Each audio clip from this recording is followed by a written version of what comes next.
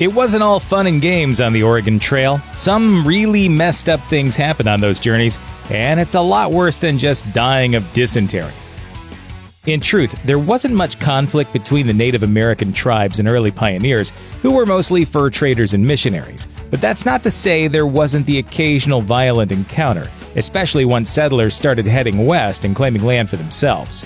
One such violent encounter involved the ill-fated Utter Van Ornum wagon train, which would go down as the deadliest wagon train in the trail's history. Led by Elijah Utter, the group included 4 families, 21 children, and a few former soldiers. They were attacked near the modern-day border of Oregon and Idaho on September 9, 1860, and 11 died in the 2-day confrontation.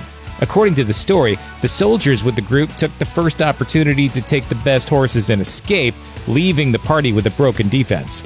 The group scattered, and one of the soldiers made it to a military camp outside Fort Dowells to sound the alarm.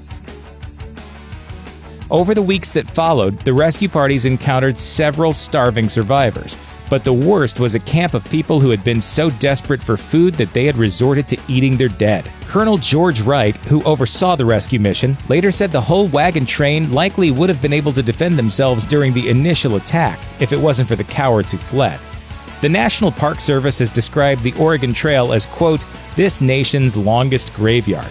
It is estimated that 1 in 10 travelers didn't survive their trips, and the National Oregon-California Trail Center says the 2,000-mile passage averaged around 10 deaths per mile.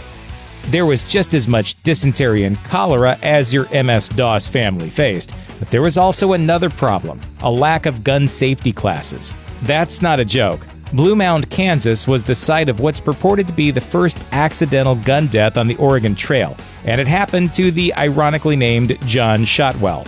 According to historical records, Shotwell's deadly injury occurred as he was pulling a gun from the back of his wagon, muzzle first. When the weapon unexpectedly discharged, he was fatally shot in the chest. But he didn't die immediately. It reportedly took Shotwell over an hour to pass away, in full possession of his senses. Shotwell was far from the only person to die from an accidental gunshot on the trail. Behind diseases, they were the second leading cause of death for Oregon Trail pioneers. So it was considerably more likely that travelers would be killed by their own weapons than by Native Americans. Not only is that fact surprising, it's also a little embarrassing. The Oregon Trail may have been dangerous, but when it comes to the death toll, travelers were often their own worst enemies. And even if you survive all those things, you know what else can kill you? The f***ing doctor. Settlers traveling the Oregon Trail carried standard medicines like castor oil, peppermint essence, rum, opium, and whiskey, all of which were useful to at least take your mind off the fact that you were dying. Granny medicine, essentially home remedies passed down from mother to daughter, was common, and some things, like using peppermint essence to calm an upset stomach, actually worked.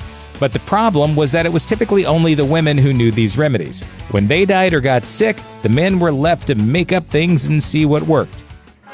Get out, you quack!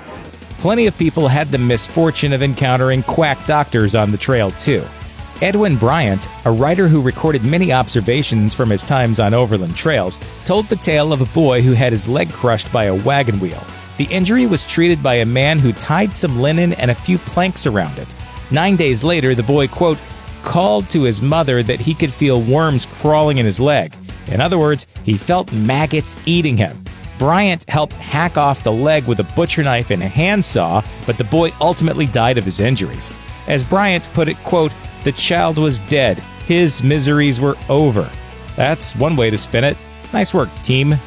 When Brigham Young and his Mormon followers found what would later become Utah, they thought they had found paradise on earth.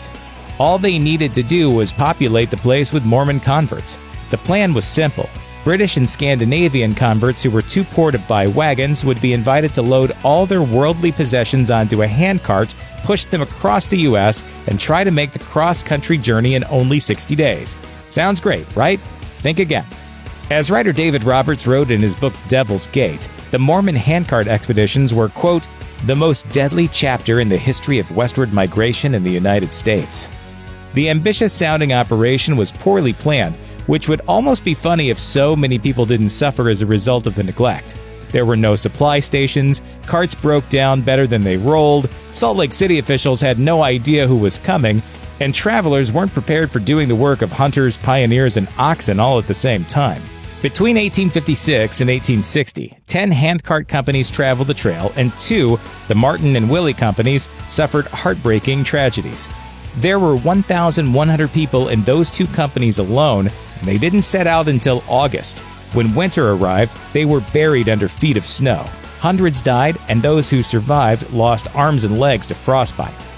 Despite the unnecessary tragedy of the Mormon handcart episode, there's a fascinating footnote that comes out of all of it. 2 survivors were 10-year-old Ann Campbell Giles and 12-year-old Maximilian Parker. They lived, met, married, and had a son you probably know of, Butch Cassidy. No wonder he was so tough. Just look what his parents went through.